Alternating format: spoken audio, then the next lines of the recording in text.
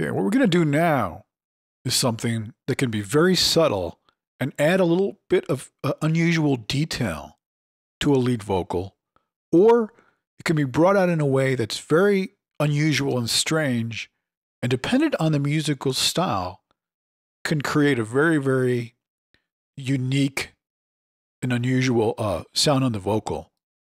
Essentially, what we're going to do is take the reverb from the lead vocal and go to its return channel.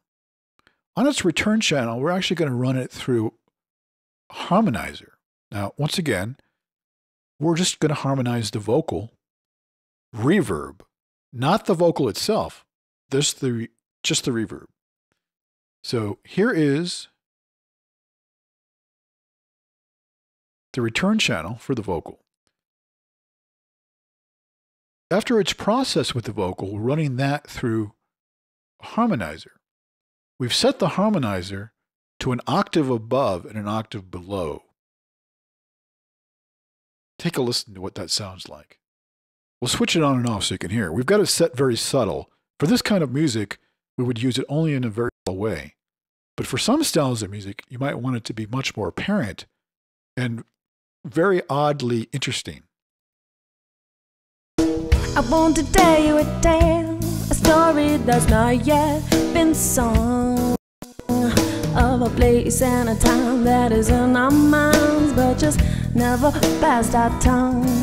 Still today, a story remains unsung, in a language, in a habit, in a stare that we all have seen, but we haven't done. Now we have place.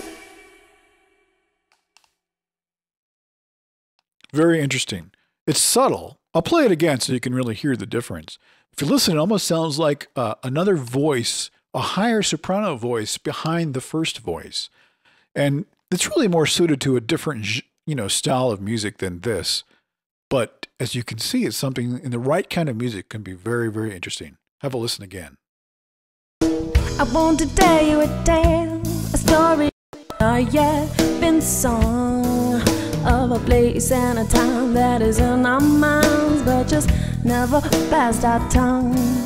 Still today, a story remains unsung, in a language, in a habit, in a stare that we all have seen, but we haven't done. Now we have place on the. Now, if you want to take this even further, you could actually tune that reverb to a chord, or a third, or a fifth, or both. So by tuning reverb, you can actually reshape the reverb itself and create a completely unique effect.